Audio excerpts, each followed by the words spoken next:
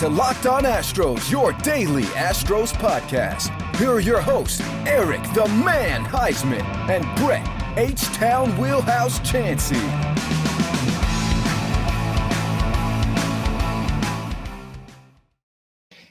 We are Locked On Houston Astros, and we hope that you join us for a daily Locked On Astros podcast. My name is Eric Huysman. You can find me on Twitter at Eric Talks Stros. Find the show at Locked On Astros.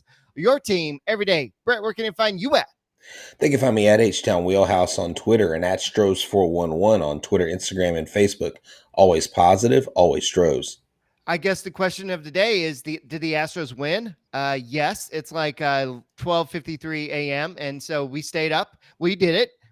We're men. We stayed up for this entire game, and it was one of those games where it looked like it was going to be one of those games where the Astros were going to kind of throw it away. But you know what?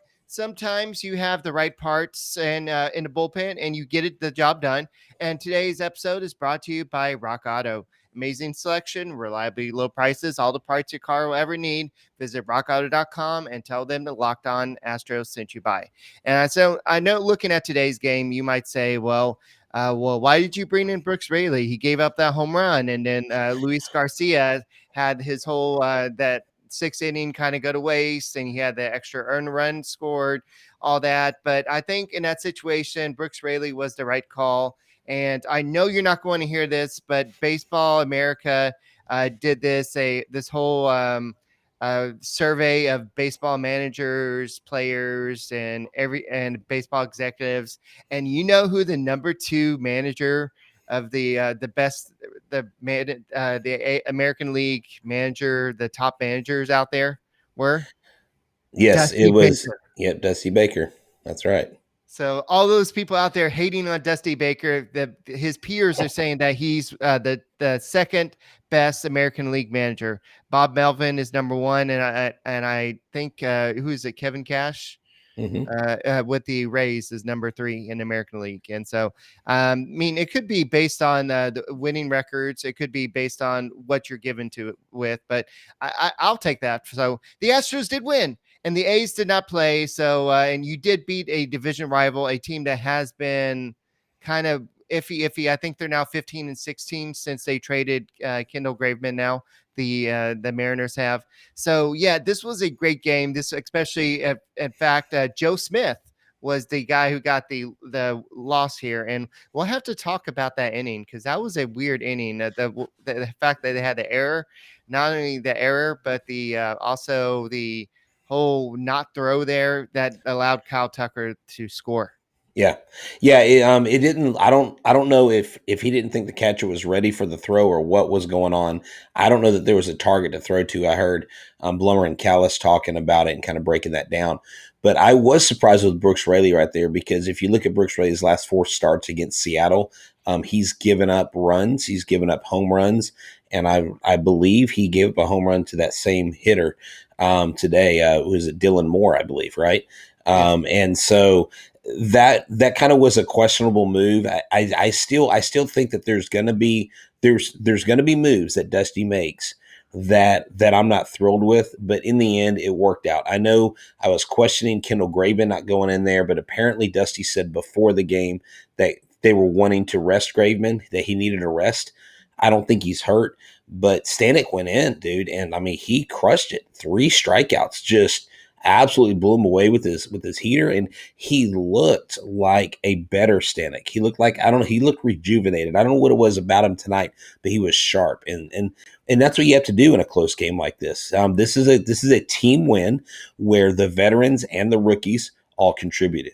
Right. So before this game, in the last 7 games, Raley had in the last 7 games, he had a 1.29 ERA, had 11 strikeouts and 7 innings pitched. In his last 15 games, he had a 3.65 ERA. In his last 30 games, he had a 3.51 ERA. So he's earned the trust. And but what I'm saying is against Seattle, though, I'm not saying what he's done in the last 7 games. I'm saying you look at his last 4 games against Seattle, and he's given up runs. He's given up a home run to the same guy, Dylan Moore. And that's why I questioned that move right there. Again, I don't manage a team. I'm not Dusty Baker. I know him and Brent Strom, the coaches. They all talk. I just find it hard to believe that you would put him in there. Luckily, the Astros came back. Luckily, they had enough firepower, and they were able to do enough. And you caught Seattle on their heels, like you said, in that interesting inning. I'm not sure if this is updated, but Dylan Moore versus Brooks Raley this year, he's got 2 home runs and 6 RBIs against him. So Yeah, so that's why I wouldn't have put him in there against him per se. Right. Who knows? Maybe he's just seen the ball well tonight, and maybe if Matan goes in there, he does the same Don't thing. worry You know what I'm about saying? it. You know what? Moore is going to help us a little bit later by not making that throw. And because Kyle Tucker, if he made a good throw, Kyle Tucker would have been out, or Kyle Tucker may not have even gone home, because that was a weird play in that whole situation. But how about Jake Meyers making another big hit in that situation? And I think even Kyle Tucker was surprised that the throw's not going through. And Carlos Correa earlier in the game was doing the whole swan dive Right? earlier Oh, to yeah. avoid the tag. And Yeah, it no, just that was seemed a great like slide. that's why I made the title for a thumbnail. The Astros outplay the M's, because it just seems like in this game, I know they made some bad plays, but it seems like the Mariners didn't come to play tonight overall. No, yeah, definitely. And fundamental baseball, Eric, is key. I mean, these are pros. We expect them to be great every game, and they're going to make errors. They're going to make mental errors, and base running has been one of those things that has been one of the Astros' Achilles heel. If you have any parts of their game you can pick apart, it's been their base running. And tonight they did it really well. They took advantage of it. Carlos with the genius slide into home. And then, like you said, Jake Meyers, this kid has confidence in its building. Chas McCormick hit a 2-run home run today for the Skeeters in El Paso, and he had a rehab start, and so it's going to be interesting to see what happens when he comes back. Does Jake Meyers hold on to that center field spot? I think he's earned it, but it seems like Dusty I thought he had a Baker. double tonight. A double? Was it a double or a home run? Yeah, he was 2 for 4 with a double and RBI. Oh, the double. Okay. I thought the hit I saw was a home run. Okay. Well, double, home run, whatever. He went 2 for 4. And so he's basically nearing his return. So it's going to be interesting to see what they do if they platoon them. I think if Jake's got the hot bat and Jake's playing, I'm sorry, Chaz, you're coming off the bench.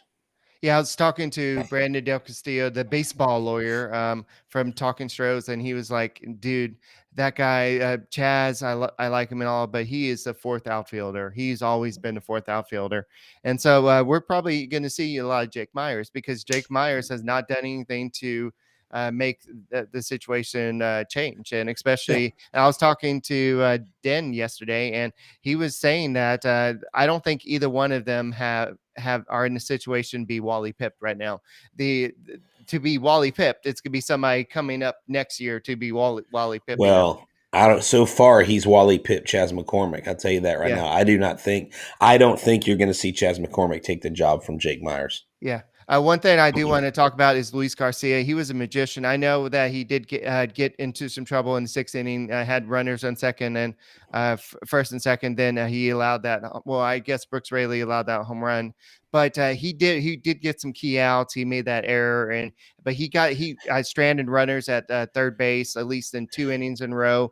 First inning, he even had a balk. He had a balk that one inning. Yeah. That's when the guy was on first and third. First inning, he allowed the leadoff single to JP Crawford. Then he had the 2-0 count to, I think it was Haniger. Then he got the 2-0 count and he got a double play. And so this guy knows how to get out when it counts. And unfortunately, he has that pitch count. So that's why they had to take him out in 6th inning and bring in Brooks Raley in that situation. So, but Matan looks pretty good today. And then Santa came in, and the bullpen, I'm not too worried about the bullpen. The bullpen is going to have some hiccups in the playoffs. They're going to struggle a little bit. You got to understand that the bullpen is not going to be foolproof in that you can't bet on them being totally 100% accurate every game, but for the most part, they'll be great. So speaking of betting, let's talk about betonline.ag.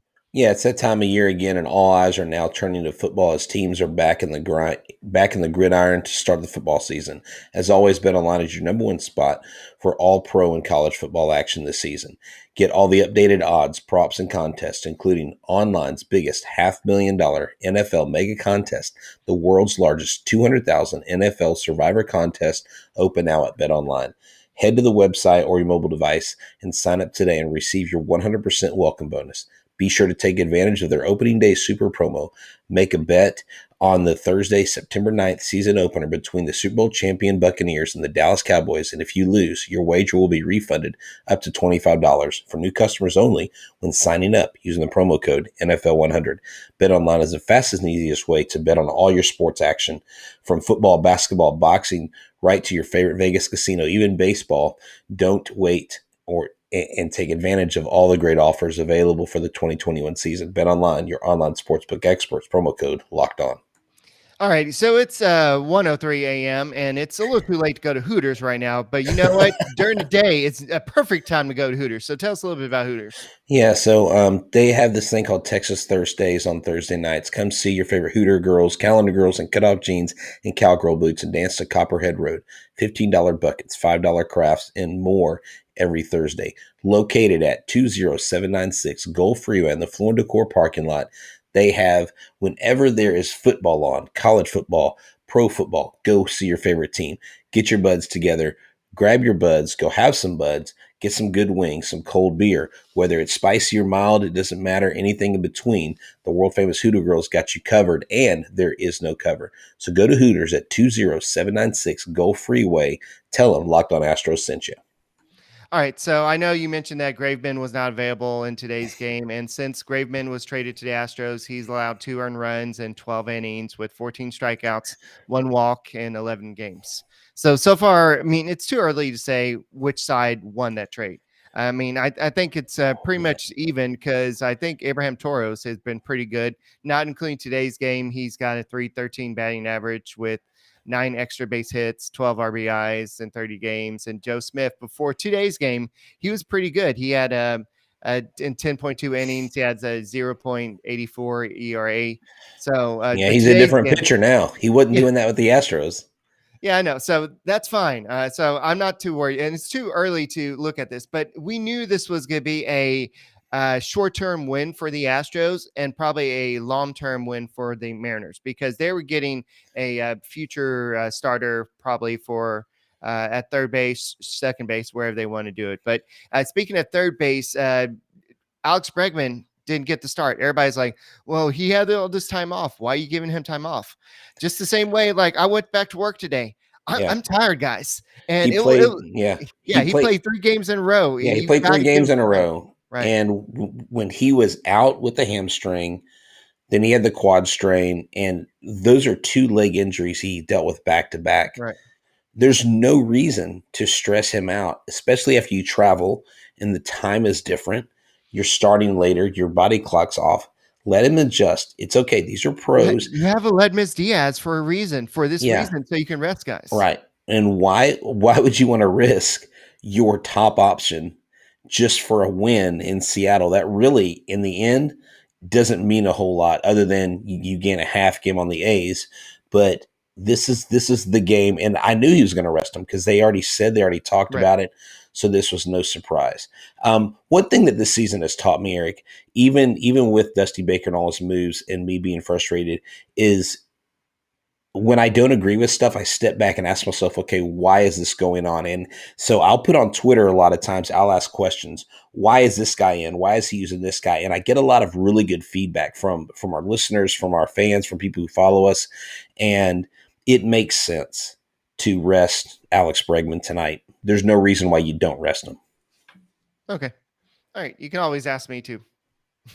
No, well, I put it out there on Twitter. You're welcome to respond. I don't always get on the Twitter. So I'm like today I was too busy. Then when I got home, I crashed. I literally crashed. So speaking of not crashing, we didn't talk about this yesterday because I guess we didn't realize that he was pitching, but Jose Urquidy was on the mound yesterday and he pitched yesterday and he pitched pretty good. And he pitched 5 innings. I'm trying to find it. I keep on passing it, but he had 5 innings. I think he had 6 strikeouts. Where is it?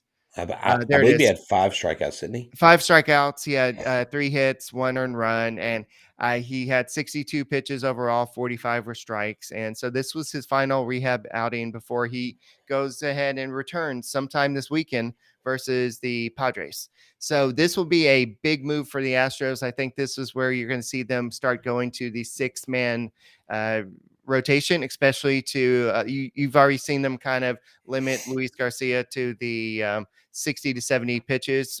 So you're probably going to see them start doing that with everybody else.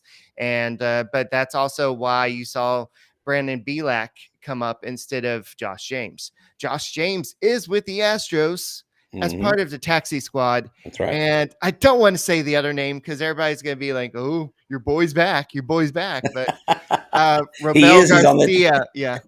Robel Garcia is back on the with taxi squad. But Brian Abreu, I think we all saw the writing on the wall. He did not look good. And I think that literally he was on taxi squad so long that he was not effective. And that's the problem with the taxi squad is if you're not actually pitching in games, you just get out of it a little bit. So Brandon Bielak is up and Brian Abreu is down. And also Josh James is with the taxi squad. And he's been really good. He struck out 2. I believe he pitched yesterday on Sunday and with over 1 1/3 scoreless innings. And over the last 7 outings, he has 7 1/3 innings pitched, 0 earned runs, 1 walk, and 12 strikeouts.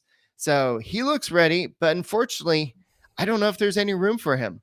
That's the problem. And even when rosters expand, you're only going up 2 roster spots. Yeah, I really don't see I don't see him on the roster expansion myself. I don't really know right now at 1:09 a.m. in the morning if I can divulge or basically break that down. That's something I got to think about. But one thing that I'm reminded of, Eric, is like if you want to get games and you're tired of going to like 50 different places, you can get DirecTV Stream. Does this sound familiar? You've got one device that lets you catch the game live, another that lets you stream your favorite shows. You're watching sports highlights on your phone, and you've got your neighbor's best friends log in for all the good stuff. Well, I want to tell you about a simple way to get all the entertainment you love without the hassle and a great way to finally get your TV together. It's called DirecTV Stream, and it brings your live TV and on-demand favorites together like never before so you can watch your favorite sports, movies, and shows all in one place. That means no more juggling remotes. Don't judge them. Just don't juggle them either. And no need to buy another device ever again. And the best part, there's no annual contract. So get rid of the clutter and the confusion and get your TV together with DirecTV Stream. You can learn more at directtv.com. That's directtv.com. Compatible device required. Content varies by package. All right. While you're judging your car, maybe while you're driving and it's going boom, boom, boom, maybe you need to go to rockauto.com so to go boom, boom, booming more. So tell us a little bit about Rock Auto. That's right. With the ever-increasing numbers of makes and models, it's now impossible to go to your local chain store and find all the parts you need for them to stock them. So why endure pointless or seemingly intimidating questioning and wait while the person behind the counter orders the parts on their computer, choosing the only brand their warehouse carries? You have computers with access to rockauto.com at home and in your pocket. Save time and money when using rockauto.com. Why choose to spend 30, 50, sometimes 100% more for the same parts from a chain store or a car dealership? Rock Auto is a family-owned business serving do-it-yourselfers for over 20 years. Prices are reliably low for every customer. They have everything you can need: brake parts, tail lamps, motor oil, and even windshield wipers. We encourage you to go to rockauto.com. Go explore their easy-to-use website today and find the solution for your auto parts needs. Go to rockauto.com right now. See all the parts available for your car or truck. Write Locked On in there. How did you hear about us box to let them know that we sent you. Amazing selection, reliable low prices, all the parts your car will ever need at rockauto.com. All right, so a little clarification. What you said earlier, Dexter Baker, according to Chandler Rome, said that Kendall Graveman was available.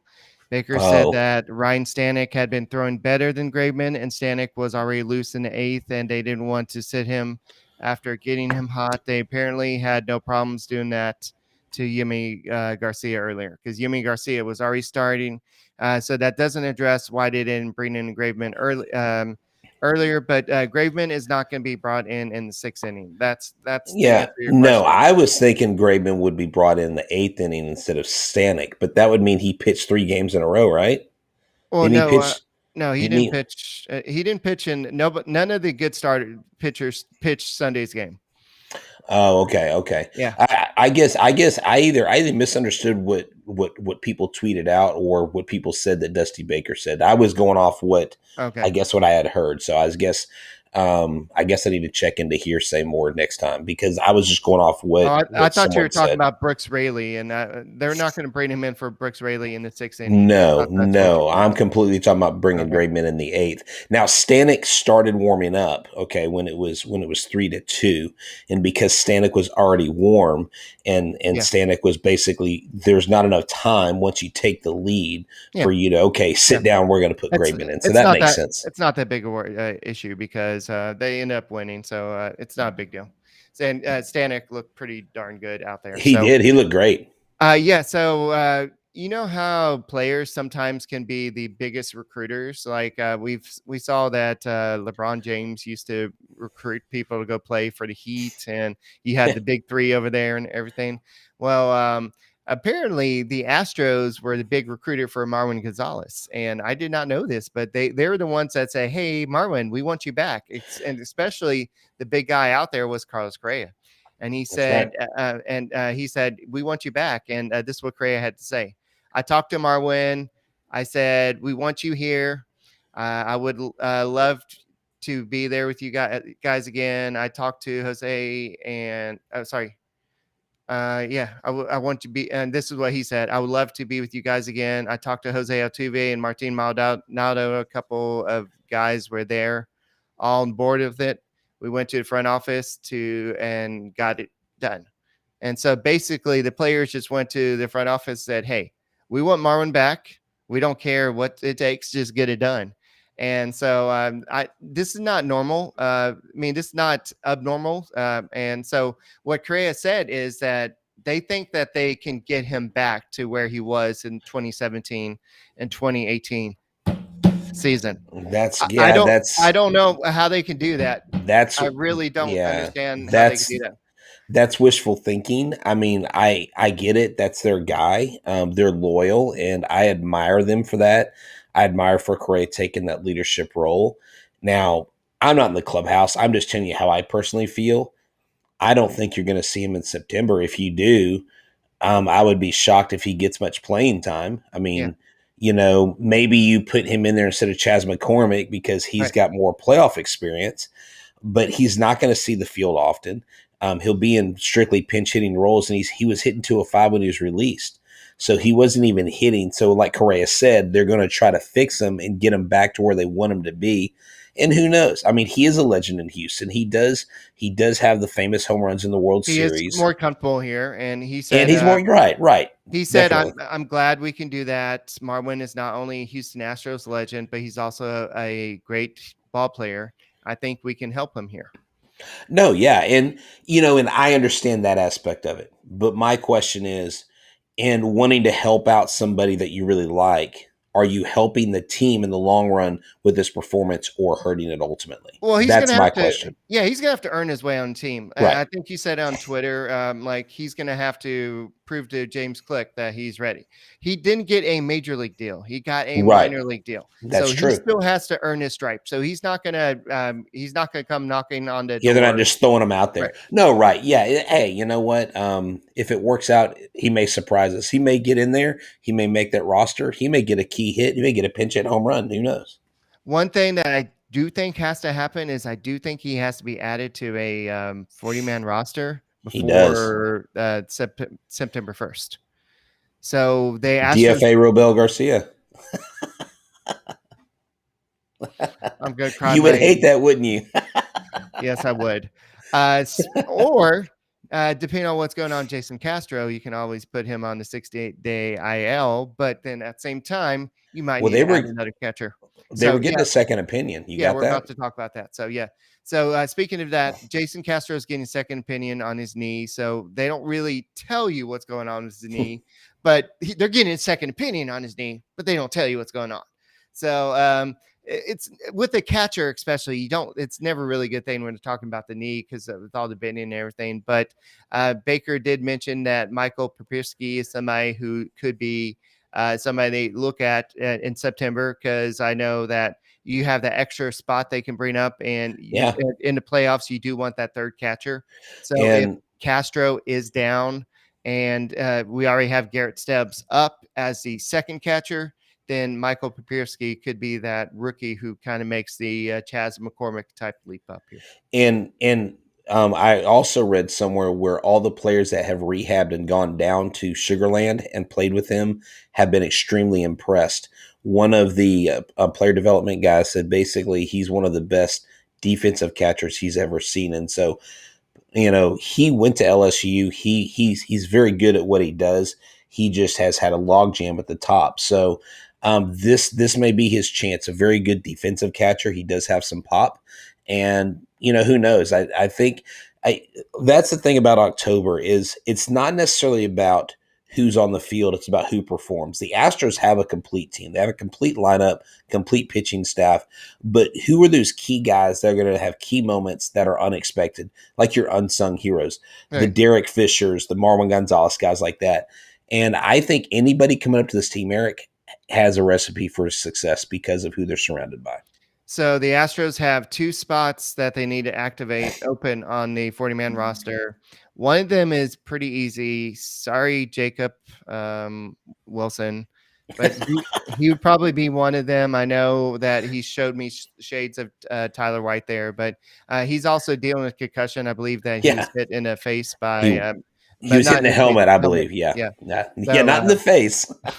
No. So, but breaking news. Helmets, so yeah. But so he is dealing with concussion there. So that's why Robel Garcia is up instead of him. I think the Astros actually see more in Wilson than they do in Robel Garcia. So I would see Robel Garcia go first, be DFA'd first, and then Wilson. I don't know if you have Marwin Gonzalez. I think that he is basically a strong, a healthy and producing Marwin Gonzalez can do everything that Wilson can do. So and I mean, only time will tell, and we just have to trust that they make the right moves, that it works out. Like I said, I think this team's deep enough that these players that we're talking about shouldn't be super consequential to whatever happens. Yeah, and JP France was named a AAA West Pitcher of the Week, and his last outing. Yeah, he pitched 7 innings with 9 strikeouts, and this is somebody that the Astros need to look at for not necessarily this year, but definitely down the road, and definitely next year. Yeah, you have pitchers like this who make you wonder: do we really need to throw $30 million at Justin Verlander or Zach Greinke? Definitely not Zach Greinke. I think that time's ended. But I honestly think they give him a qualifying offer because don't they get a draft pick if he turns it down? Well, Verlander, I'm not sure about Greinke, but I think I mean Verlander. Yeah, Verlander. So yeah, but I hopefully Verlander takes it, but I don't think he will. But maybe he will just because he feels some type of duty. But I don't know. I don't think he, dude. I saw him. I saw him diving into a pool. I don't think he's living his best life right now, man. And I just see him going back to Detroit. It just makes sense to me. With what they're building. If him and Correa go to Detroit, that's when it'd be like, oh, okay, yeah. That would be odd. Yeah, but Hinch is building up a pretty good team. So in today's game, it's going to be Lance McCullers versus, I can literally say today's game. It's going to be Lance McCullers versus Kikuchi. The Astros really teed up against him last time. I think Yuli Gurriel said that he was throwing almost 5 miles slower than he normally does. Oh, wow. So this is something that the Astros need to look at. The Astros have typically either really done well against him or they've struggled against him. So we'll be able to tell within the first 3 innings. And Lance McCullers, it's all about control. It's about how deep he can go in this game. And yeah, exactly. I really like how the Astros starters outside of Greinke and this little stretch we've been going through have really been going kind of 5 or 6 innings, and they have been doing good. They have been holding up their own. I think the Astros take game 2 behind a solid. I think you see McCullers get 7-8 strikeouts in the game today, and the Astros tee off on Kikuchi like they did last time, and I think this Mariners team, although they were hot coming into this series, they just seem more vulnerable than they were back then. The Astros did lose 2 out of 3 last time they were in Seattle, so let's just hope they don't do that. Let's hope they win the series. Oakland gets a loss, and we just widen the gap. Okay, and I'm a big Tigers fan right now because they are playing the A's. So go there we AJ. go. Go AJ. Oh yeah, always. Go whoever else is on Tigers. Go Miggy. We root for 2 teams, Eric: the Astros and whoever's playing Oakland. Right? Yeah. So I mean, I know the Astros have a big enough lead, but as Dusty Baker said, no lead is enough because we still have 30-something games left. So right. That's all we got for tonight's Locked On Astros podcast. Thank you all for listening. Keep on subscribing to us on the Locked On Astros podcast on YouTube, and keep on listening on Odyssey, Apple, wherever you listen to your audio version. Keep on doing that, and make sure you check out the Locked On Bets podcast. Betting on the Astros doesn't have to be a guessing game. Make sure you listen to Locked On Bets podcast, hosted by your boy Q and handicapping expert Lee Sterling. Get daily picks, blowout specials, wrong team favorite picks, and Lee Sterling's Lock of the Day. Follow the Locked On Bets podcast, brought to you by betonline.ag, wherever you get your podcast, and we will talk to you tomorrow, another late night, another edition of Locked On Astros Late Night.